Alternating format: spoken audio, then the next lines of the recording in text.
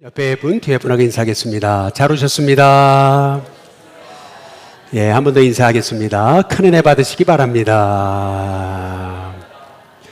예, 우리 마지막으로 인사하겠습니다. 천국 같은 가정을 이루시기 바랍니다. 예, 잠깐 기도하겠습니다. 하나님 감사합니다. 귀한 이 금요 저녁 은혜를 사모하며 기도하기 위해 주의 성도들을 한자리에 모아 주셨음에 감사를 드립니다. 하루 종일 비가 오고 또 궂은 날씨지만 이렇게 많은 성도들이 은혜 제단을 찾아 기도하는 하나님의 종이 있기에 우리 교회가 소망이 있고 또 이 나라와 민족이 소망이 있는 줄로 믿습니다. 기도하는 한 사람이 있는 한 하나님께서 이 나라와 민족을 주목하실 것이고 이 나라와 민족 또 우리 일신교회는 쓰임받는 교회가 될 줄로 믿습니다. 기도를 쉬기를 범하는 죄를 범하지 않게 하시고 저희로 하여금 깨어 기도하되 하나님의 뜻이 무엇인지를 끊임없이 여쭙고 그 뜻에 따라 나아갈 수 있는 저희들이 되도록 인도해 주옵소서. 무엇보다 우리 사남순비를 축복하시고 믿음의 아버지들을 세워주셨음에 감사를 드립니다.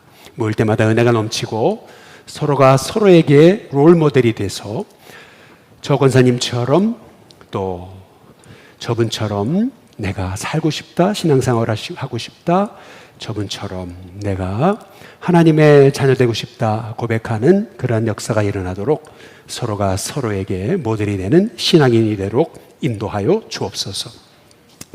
본받을 사람이 없다면 내가 바로 그 롤모델이 되기를 힘쓰는 하나님의 사람이 돼서 나를 바라보는 사람이 그 믿음의 삶을 쫓아올 수 있도록 하나님 나 스스로가 예수님 닮아가는 하나님의 종들이 되도록 축복하여 주옵소서.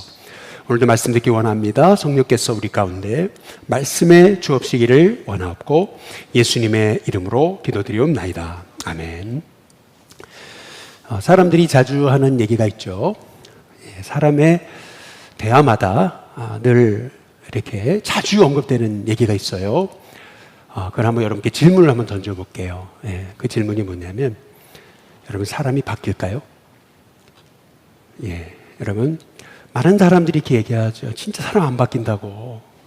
여러분 어떻게 생각하십니까? 이 말이 맞습니까? 맞습니다. 진짜 사람 안 바뀝니다. 정말 안 바뀝니다. 그러면 왜 안 바뀔까요? 왜 안 바뀌냐? 여러분 그게 중요한 거죠. 오늘 여기 사도행전 2장에 보시면은 이 핵심은 그거예요. 많은 목사님들이 이렇게 설교하죠. 성령 받아라. 그렇죠? 많은 사람들이 하나님의 말씀을 대하는데 어떻게 대하는 거냐면 이거 다 아는 건데 이렇게 생각하는 거예요. 그러니까 성경을 하나님의 말씀을 피상적으로 받아요. 그러니까 내게 변화가 없는 거예요. 사실은요. 하나님의 말씀을 하나님의 말씀으로 받기 시작하면요 다 바뀝니다.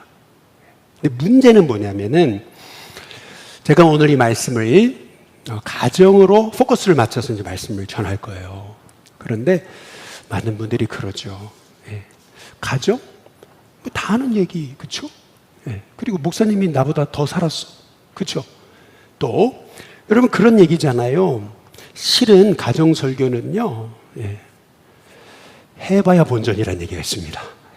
왜냐하면은 우리 아내가 저기 있잖아요. 심지어 우리 아들, 딸이 여기 있으면요 우리 애들이 그러는 거예요. 아빠는 그렇잖아요. 완벽한 아비가 어디 있고 완벽한 가정이 어디 있습니까? 그러니까 해봐야 본전이라니까요. 할렐루야. 여러분 제가 가정설교하고요 집에 가면 욕먹습니다. 그래서요 목사님들이 가정설교 못해요. 사실은 자기 교회에서 못해요. 그래서 대부분의 목사님들이 얼마 전에도 우리 지방 목사님 한 분 연락 오셨더라고요. 한 달간 안식년인데 목사님 가정설교 잘 하시는 분 소개할 수 있으세요? 그러더라고요. 목사님이 하시죠? 그랬어요. 그랬더니 나 안식년이잖아요. 그래서 제가 그랬어요. 아니 목사님 주일날 1, 2부에 목회하는 분이 어떻게 갑니까? 할렐루야. 어떻게 가? 은퇴하신 분만 가지. 그렇잖아요. 아니면 대학 교수님만 가는 거예요. 그래서 제가 대학 교수님 한 분 소개시켰죠. 그랬더니 교수님 1, 2부 설교하시면 비싸가지고 어떻게 부르냐고. 그럼 부르지 마시라고 하려다 말았어요, 제가. 예. 여러분, 사실은요, 이 가정설교만큼 목회자가 힘든 게 없습니다. 예. 왜냐하면 빤히 다 드러나는 거예요. 여러분 다 아시잖아요. 우리 집안 어떻게 사는지. 다 생각이 돼 있어요. 예. 그렇기 때문에 사실은 이 어려운 설교 중에 하나가 가정설교입니다. 예. 그럼에도 불구하고 가정설교를 해야 됩니다. 해야 돼요. 왜냐하면은 우리가 가정보다 소중한 게 있습니까? 가정보다 소중한 게 있습니까? 해야 돼요. 제가 완벽하지 못하지만 나는 말씀의 도구로 하나님 부르셨기 때문에 해야 되는 거죠. 여러분 아멘? 예. 근데 여러분 우리가요 그러거든요. 말씀이 복음이 사람을 변화시키는 능력이라고 알고 있어요. 예. 그 능력이라는 뜻은 다이너마이트. 엄청난 폭발력이 있는 거다. 근데 다 알고 있어요. 그런데 안 변한단 말이에요. 진짜 안 변하거든요. 얼마 전에 제가 김양재 목사님 설교를 우연찮게 들었는데 그분 설교 딱 이 설교가 제 귀에 확 들어오더라고요. 여러분 사람 안 변합니다. 진짜 안 변합니다. 이 설교가 제 귀에 확 들어오더라고요. 네. 여러분 왜 사람이 안 변하는 거냐면요 말씀을 비상적으로 받기 때문에 그래요. 이거를 좀 전문 용어로 얘기하면 이런 거예요. 생각의 게으름 때문에 그래요. 생각이 게으르기 때문에. 쉽게 말하면 이런 거예요. 사람이요 게으른 사람 바꾸는 게 엄청 힘듭니다. 예를 들면 여러분 아이들 자녀들이요 소파에 누워가지고요 쇼츠를 계속 보고 있어요. 핸드폰 그만해라 막 그러잖아요. 애는 그냥 자빠져가지고요 계속 이 핸드폰 하고 있는데요 이 사람을요 이 바꾼다는 게 쉬운 게 아니에요. 사람의 게으른 사람 바꾸는 게 쉬운 게 아니에요 여러분. 그런데 문제가 뭐냐면 우리는 생각이 너무 게으른 거예요. 왜 이런 말씀을 드리는 거냐면 이런 거예요. 여러분 말씀을 적용하려면은요 생각이 부지런해야 돼요. 이게 무슨 말이냐면 우리는 말씀을 듣고 그냥 흘려버리는 거예요. 적용하려고 들지를 않아요. 근데요 여러분 말씀을 적용하려고 그러면은요 생각이 부지런해야 돼요. 끊임없이 생각해야 돼요. 야 이럴 때 하나님 기뻐하시는 게 뭐지? 끊임없이 생각해야 돼요. 그런데 생각을 안 하는 거예요. 이 생각이 멈춰져 있는 거예요. 생각이 게으른 거예요. 그러니까 적용이 안 되는 거예요. 실은요. 예. 조금 심한 얘기 같나요, 지금? 너무 좀 센가요, 여러분, 말씀이? 한비아 씨가요, 1g의 용기라고 하는 유명한 책을 썼거든요. 그런데 저는 그 책 다 읽고 한 가지만 기억이 나요. 그게 뭐냐면은 이 시대 사람들이 제일 잘하는 거. 그게 뭔지 아세요? 이거랍니다. 클릭하는 거. 네, 제일 잘하는 겁니다. 클릭하는 거, 서치하는 거. 그런데 이 시대 사람이 제일 못하는 거. 여러분 그게 뭔지 아세요? 생각하는 거. 이거는 너무 잘. 그래가지고 뭐 모르는 게 없어. 그런데 문제는 생각을 안 해. 이 생각을 못 한다는 거예요. 실은 이게 우리의 문제예요. 지난 주일날 우리 교회에 손님이 오셨거든요. 그래서 우리 장로님과 함께 그분 접대를 했어요. 근데 그 목사님 저한테 그러시더라고요. 옛날부터 이렇게 아는 분이거든요. 근데 그분이 그러더라고요. 목사님 이 신께 오신 지 얼마 됐어요? 제가 그랬죠. 12년 좀 된 것 같습니다. 이렇게 말씀드렸어요. 예. 오래되셨네. 근데 옆에 계시던 장로님이 뭐라 그러시냐면 저한테 그러시더라고요. 목사님 12년 동안 목사님 얼굴이 많이 바뀌었습니다. 그러시더라고요. 할렐루야.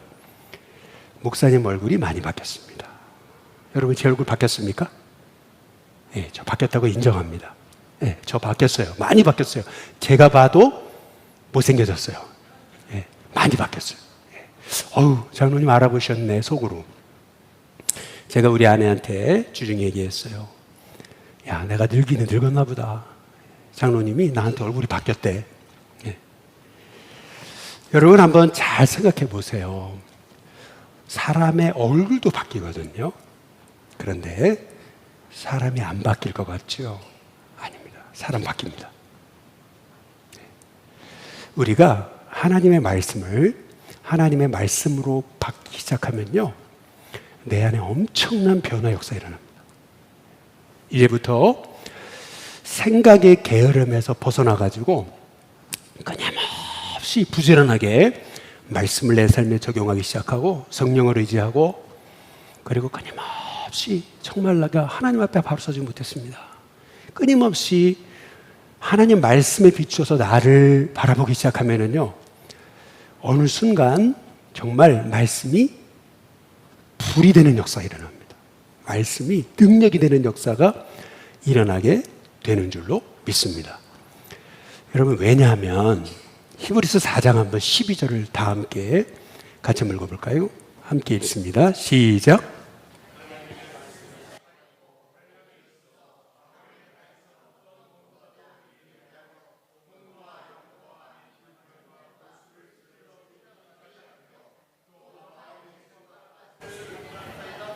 예, 여러분 한번 잘 보세요. 이 말씀이 우리에게 말씀하시는 핵심이 뭡니까? 이게 핵심이 중요하지, 뭐 이거 다 암송하잖아요. 그렇잖아요. 옛날 버전, 새 버전 다 암송하잖아요. 그런데 암송하는 것보다 더 중요한 건 뭐냐 하면은 이 말씀이 말씀하는 핵심이 뭐냐는 거예요. 핵심이 뭡니까? 예? 생각을 해보시라는 거예요. 그냥 생각 없이 말씀을 받지 말고 생각을 해보시라는 거예요. 부지런하게. 여러분 생각해 보세요. 이 말씀의 핵심이 뭡니까? 예? 안 들리거든요. 이 말씀의 핵심이 뭐예요? 말씀이 살아있잖아요. 좌우의 날씨는 어떤 검보다 예리해요. 그래서 혼도, 영도, 관절도, 골수도 다 찔러 쪼개요. 이 말의 의미가 뭐예요? 핵심이 뭐냐면 말씀이 임하면 변화되지 않을 영혼은 없다는 뜻입니다. 여러분 아멘입니까? 말씀이 임하면 변화돼요. 말씀이 임하면 내 삶이 새로워져요. 말씀이 임하면요, 내가 축복의 사람으로 바뀌어요. 여러분 믿으시기를 주님의 이름으로 축복합니다. 그런데 문제가 뭐냐면 말씀을 피상적으로 본다는 거예요. 그거 다 아는 얘기인데, 그렇잖아요? 그래서 변화가 없는 거예요. 사실은 이 말씀이 내게 주신 하나님의 음성이라고 받기 시작하면 매일같이 떼굴떼굴 굴게 됩니다. 진짜 너무 괴로워서 견딜 수가 없습니다. 이 말씀 앞에 내가 살지 못했다는 게 너무 후회가 되는 거예요. 그런 하나님의 역사가 있게 되시기를 주님의 이름으로 축복합니다. 여러분 그 말씀이 바로 오늘 말씀이에요. 오늘 말씀하면 생각나는 게 뭐냐 하면은 불로 이렇게 생각하는 거예요. 그래서 뭐 성령이 임하니까 막 불로 막, 그렇죠? 그래서 방방 뛰어야 되는 것처럼 생각하는 거예요.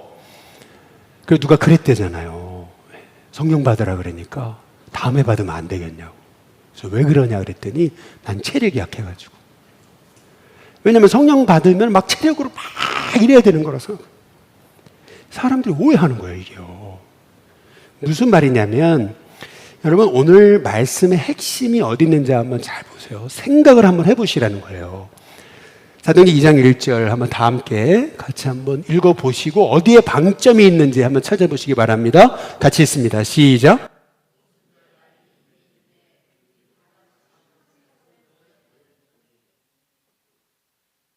여러분 오늘 말씀의 방점이 어디 있습니까? 어디 있어요? 네, 제가 여기 써놨잖아요. 이게 방점이 어디 있는 거냐면 많은 사람이 오순절에 방점이 있다고 생각을 해요. 그렇죠? 아닙니다. 예를 들어 볼게요. 이 말씀 그대로 띄어놔 보세요. 오늘 금요일이거든요. 비도 오고 날씨도 구졌어요. 그런데 50명이나 모였어요. 그러면 방점이 어디 있습니까? 비 오고 구진데 방점이 있습니까? 아니면 50명이나 모이는데 방점이 있습니까? 50명이나 모이는데 방점이 있는 겁니다. 오늘 말씀도 똑같습니다. 오순절날이 이미 이름에 오순절날이 이르렀는데도 아니 그들이 한 곳에 모여 있었다. 한 곳에 모여 있었다. 여기 방점이 있는 겁니다. 그렇죠? 이게 핵심입니다. 이게 무슨 말이냐면은 성경을 아는 사람들은요, 여기서 하고서 빨간 뭐지 이게? 이게 뭔가 딱 막힌 기분이 들어야 되는 겁니다. 왜냐면은 고린도서 15장 6절에 보면 부활의 예수님은요 500의 형제에게 일제히 나타나시거든요. 그러면 500의 형제가 부활의 예수님 만났다는 거예요. 그러면 예수님이 짠 나 여기 있는데 하고 예수님이 사라진 겁니까? 그 얘기 아닙니다. 예수님이 500의 형제에게 일제히 나타나셨다는 말은 뭘 의미하는 거냐면 사도행전 1장에서 얘기한 예루살렘 떠나지 말라. 아버지 약속하신 것을 기다려야 된다. 이게 500의 형제에게도 우리 주님이 하신 말씀이라는 거예요. 그런데 오순절날이 지났을 때 모였던 주님의 제자는 몇 명이에요? 120명입니다. 근데 그 120명에는 500의 형제라 그랬잖아요, 아까. 근데 그 120명에는 여자가 포함되어 있습니까? 안 되어 있습니까? 포함되어 있습니다. 120명에는 여자도 포함되어 있잖아요. 그렇다고 본다면은요, 그 많은 400명 넘는 사람 어디 갔어요? 여러분, 이게 의미하는 것은 뭐냐면은요, 왜 여기 오순절날이 이미 이름에 그들이 다 같이 한 곳에 모였다. 한 곳에 모였다는 게 방점이 있다는 얘기는 뭘 의미하는 거냐면은 이거예요. 예수님이 승천하신 다음에 바로 성령이 오신 게 아닙니다. 사도와 같이 모이사 분부하여 가라사대 말씀하시되 예루살렘 떠나면 안 돼. 아버지 약속하신 것을 기다려야 돼. 아니, 예수님이 성령 기다리라 그랬거든요. 그걸 다 같이 들었어요. 근데 아니, 하루가 지났어요. 이틀이 지났어요. 사흘이 지났어요. 나흘이 지났어요. 성령의 역사가 안 일어나는 거예요. 여러분, 사람이 제일 못하는 게 뭔지 아십니까? 그게 기다리는 겁니다. 한 5일째쯤 됐을 때 성질 급한 사람이 그러는 거죠. 아유, 무슨 성령이 오셔. 한 사람이 나가버렸어요. 흔들리죠. 다음날이 됐어요. 성령 안 오시잖아요. 무슨 성령. 한 3명 나갔어요. 그러니까 또 흔들렸잖아요. 겉으로는 티 안 내지만 속으로 나도 잘못하고 있는 거 아니야? 그런데 그 다음날 성령이 안 오셨어요. 100명이 한꺼번에 나갔어요. 그러니까 막 흔들려 버리잖아요, 사람들이요. 다음날이요? 성령 안 오셨어요. 오순절날이 돼서야 성령이 오셨습니다. 그랬을 때 남아있던 사람이 120명입니다. 이 말의 의미가 뭐예요? 여기 그들 120명이 한 자리에 모여 있었다라는 그들은 누구를 의미하는 거냐면 끝까지 주의 약속의 말씀을 붙들고 마지막까지 순종하여 남은 자들 얘기하는 거예요. 마지막까지 약속에 순종하여 남아있던 자들. 여러분, 그들에게 성령이 임하신 줄로 믿습니다. 그러니까 마지막까지 순종한 사람, 그 사람에게 성령이 임하신 겁니다. 그러면 제가 한번 여쭤볼게요. 두 번째 질문입니다. 성령이 어디에 오셨나요? 우리는 마가다락방이라고 생각합니다. 아닙니다. 마가다락방 아니에요, 여러분. 어떻게 알아요? 성경을 보시면 나오잖아요. 2장 2절 한번 다 함께 같이 한번 읽어보실까요? 같이 있습니다. 시작.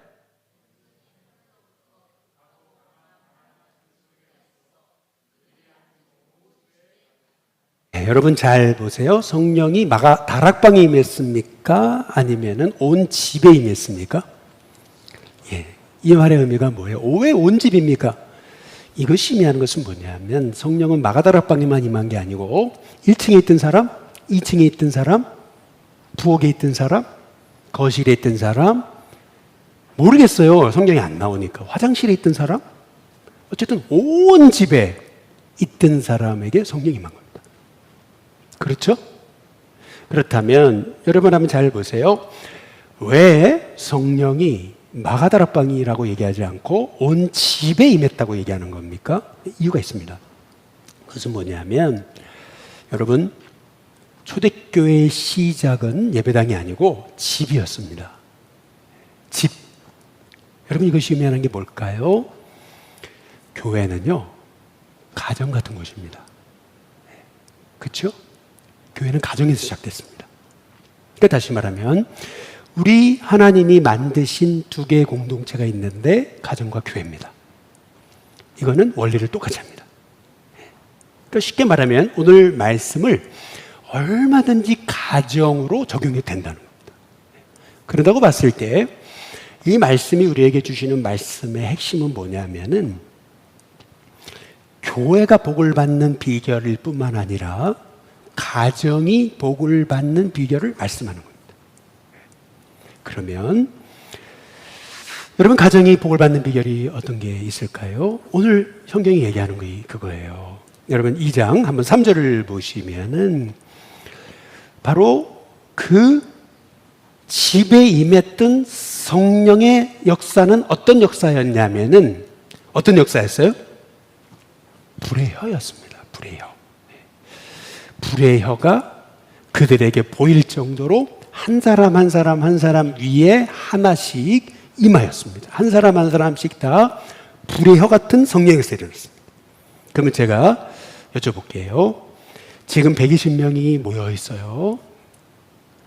여러분 안 믿는 자에게 살아계신 하나님 역사를 보여줘야 돼요. 그러면은요, 저 같으면 그럴 것 같아요. 거기 한 죽은 자 3사람이 있는데 3사람 살려버릴 것 같아요. 그게 낫죠, 차라리. 아니면 중풍병자 5명 있었는데 성령이 역사하시더니 중풍병자 5명이 일어났어요. 그러면 차라리 그게 나을 것 같아요. 아니면 오순절까지 그들이 한 곳에 모여 있느라고 먹을 게 없잖아요. 그러니까 빵 하나밖에 안 남았는데 성령이 임하시더니 빵을 떼어주니까 120명 다 먹고 3,000명이 복음 듣고 회개했잖아요. 그러니까 3,000명 다 먹였어요. 그러고도 남았어요. 차라리 오병이어의 기적의 역사를 다시 보여주시지. 그게 낫지 않았을까? 그런데 성령이 오셨을 때 나타났던 현상은 죽은 자가 일어나는 것도 아니고 안진뱅이가 중풍병자가 일어나는 것도 아니고 빵 하나가 수천 명을 먹이는 역사도 아니었습니다. 그때 일어났던 성령 역사는 뭐냐면 불의 혀였습니다. 불의 혀. 그러면 여러분 왜 불의 혀 같은 역사를 그 마가다락방에 있던 그 집에 있던 그 120명의 성도에게 임하셨느냐는 거예요. 이유가 있어요. 그 이유가 오늘 2장 4절에 보세요. 왜 불의 혀 같은 역사가 일어나는 거냐면 이유가 있어요. 그게 뭐예요? 성령의 충만함을 받게 하시려고. 여러분 우리가 성령 충만하게 되기를 주님의 이름으로 축복합니다. 그게 교회가 복을 받는 비결이고요. 여러분의 가정, 여러분의 삶이 복을 받는 비결인 줄로 믿습니다. 그러면 성령 충만이 뭡니까? 오늘 성경에 나와 있잖아요. 성령 충만이란 뭐냐면 성령이 말하게 하심을 따라 말하는 거. 그게 성령 충만입니다. 다시요. 성령이 말하게 하시는 것을 말하는 거. 불의 혀예요. 내가 컨트롤이 안 돼요. 성령이 막 말씀하게 하세요. 여러분 그게 성령 충만입니다. 그렇죠? 예? 그렇잖아요. 여기 샬라샬라샬라 이거 아니에요. 알아듣는 언어로 말하게 하시고 내가 컨트롤이 안 됐어요. 여러분 이게 의미하는 게 뭐냐 하면은 성령 충만이란 뭐냐 하면은 입술의 고백이 달라지는 거예요. 저와 여러분의 입술의 고백이 달라지시기를 주님의 이름으로 축복합니다. 여러분 그게 성령 충만입니다.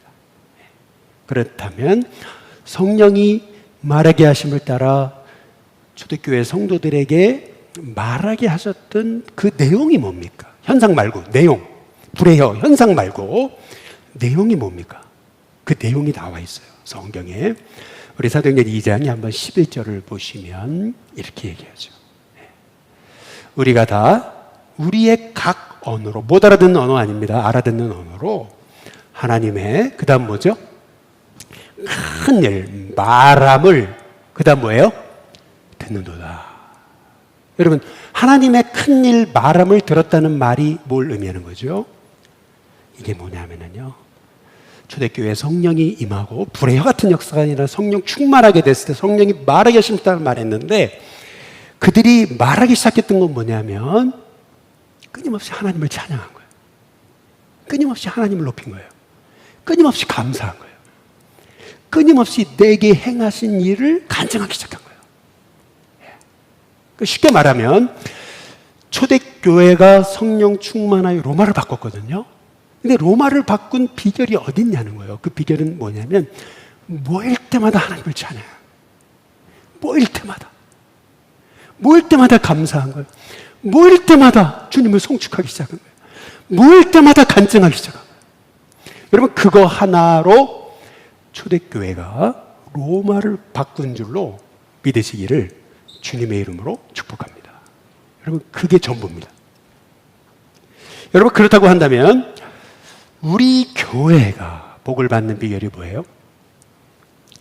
모였다 하면 찬송하고, 모였다 하면 감사하고, 모였다 하면 간증하고. 여러분, 그런 은혜가 우리 교회 가운데 있게 되시기를 주님의 이름으로 축복합니다. 입의 고백이 달라지는 거죠. 그럴 때 기적이 일어나는 거죠. 그럴 때 우리 일신교회가 회원동을 살리고 한국 땅을 살리고 세계 열방을 살리는 것입니다. 그런데 이건 가정도 똑같습니다. 가정이 복을 받는 비결, 성령 충만하다면 우리에게 나타나는 현상은 뭐냐 하면은 엄마가 성령 충만하더니 맨날 방방 뛰고 막 이상해졌네, 이게 아니고요. 성령 충만하다면 엄마의 고백이 달라지는 거예요. 감사하고 늘 찬송하고 어려움 있는데도 하나님 의지하고. 여러분, 이게 성령 충만이에요. 그렇게 됐을 때 여러분의 가정이 복을 받는 가정이 됨을 믿으시기를 주님의 이름으로 축복합니다. 그래서 성령 충만이란 것은 뭐냐면 성령이 말하게 하심을 따라 말하는 건데, 성령이 내게 말하고자 하시는 건 뭐냐면 하나님의 큰 일을 말하는 것입니다. 내 안에 주님 찬송이 다시 시작되게 하시고, 내 안에 감사가 시작되게 하시고, 내 안에 간증이 시작되는 은혜가 있게 하옵소서. 여러분, 간증이 있으면요, 여러분, 그 가정은 살아납니다. 간증이 있으면 교회는 살아납니다. 간증이 있으면 그 영혼은 살아납니다. 저와 여러분에게 이제는 성령이 말하게 하심을 따라 말하는 은혜가 있게 되시기를 주님의 이름으로 축복합니다. 제가 이 말씀만 드리고 마칠게요. 어떤 부부가요, 50년을 함께 살았는데요. 50년을 함께 산 부부가요, 사람들이 축하하러 왔는데 이렇게 보니까 눈에서 서로를 바라보는데 꿀이 떨어져요. 이야, 보통 50년쯤 살면은 많은 세상 사람들이 소위 감정적 별거 상태가 많아요. 감정적 별거 상태. 그러니까 같이는 살아요. 근데 감정적 별거 상태인 사람이 많아요. 왜냐하면 너무 힘들었던 거예요. 그래서 내가 자식 때문에 산다, 내가 진짜. 이렇게 된다든지 아니면 마지못해 사는 사람이 있어요. 그런데 50년을 살았는데 눈에 꿀이 떨어져. 이야, 저 비결이 뭐지? 그래서 물어본 거예요, 아내한테. 아니, 어떻게 당신들은 50년을 같이 살았는데 바라보기만 해도 눈에 꿀이 떨어집니까? 할렐루야. 예, 우리 하장군님 눈에 꿀이 떨어지는 것 같은데. 예, 아멘? 예, 맞습니다. 바라봐도 눈에 꿀이 떨어지죠? 예, 비결이 뭡니까? 예, 비결이 뭐냐고 물었어요. 그랬더니 뭐라 하냐면 아내가 그러는 거예요. 뜻밖의 얘기를 하는 거죠. 그게 뭐냐면 사랑은 날숨이 아니고 들숨입니다. 이렇게 얘기하는 거죠. 그러니까 물어보는 거죠. 날숨이 아니고 들숨이라는 게 뭡니까? 이렇게 물어본 거예요. 그랬더니 아내가 이제 구체적으로 설명을 하는 거예요. 우리 남편이 아침에 일어났는데 밥 차리라고. 그러니까 이제 아내가 아휴, 당신은 손이 없어요? 발이 없어요? 아니, 가서 쳐 드시죠. 여러분, 이건 뭐예요? 날숨이에요. 날숨. 그렇죠? 근데 들숨은 뭐예요? 예? 예, 우리 사랑스러운 남편 들숨이잖아요. 그쵸? 우리 남편을 위해서 맛있는 아침 해드릴게요. 그쵸? 할렐루야. 예. 사랑은 날숨이 아니고 뭐라고요? 들숨이거든요. 그런데 해도 너무하죠? 예. 삼식입니다. 아침 해드렸는데 점심 달라 그러고 점심 달라 그랬는데 해줬더니 저녁 또 달라 그러고 한 달, 1년 얼마나 괴로워요? 여러분 그런데 또 남편이 점심을 해놓으라고 네 그래요. 그러면 여러분 날숨은 뭐예요? 휴 당신이 손이 없어 발이 없어 여러분 그쵸? 휴 그쵸? 그런데 들숨은 뭐예요? 예, 사랑스러운 남편, 그쵸? 예. 제가 오늘 좀 바쁜 일이 있으니까, 차려놨으니까 드세요! 하고 올리는. 그쵸? 이게 들숨입니다. 예. 여러분, 이게 지금 별거 아닌 것 같은데, 실은요, 행복한 가정의 비결은 별거 아닌 거에 있는 겁니다. 참 별거 아닌 거에 행복한 가정이 있는 겁니다. 여러분 이게 우리 교회도 똑같아요. 교회도요. 예를 들면 우리 이제 본당 레노베이션 할 겁니다. 기도해 주십시오. 이렇게 있겠어요. 그러면은 날숨은 뭐예요? 휴. 교회 왔더니 또 돈 내라 그러네. 휴. 이건 날숨이에요. 그런데 들숨은 뭐예요? 본당 레노베이션에서 기도해 달라고 그러니까 예 목사님 올렸어요. 그렇죠? 돈은 없지만 그러나 뭐예요? 기도는 할게요. 그렇죠? 할렐루야. 이게 들숨이에요. 여러분 잘 한번 생각해 보셔요. 목사님 소신껏 하세요. 그렇죠? 헌금은 못해도 힘이 되어 드릴게요. 그렇죠? 그런 거 아니에요, 여러분? 여러분 잘 생각해 보셔요. 이게 사실은요 가정이 복을 받으려면은요 이게 다른 데 있지 않아요. 말이에요. 결국에 말 입술이 바뀌어야 돼요. 성령 충만이란 뭐냐 하면은요 결국에는요 하나님의 큰 일을 내가 말하기 시작해요. 하나님을 찬양하고요 감사하기 시작하고요 간증하기 시작. 여러분, 저와 여러분 가운데 그런 은혜가 있게 되시기를 주님의 이름으로 축복합니다.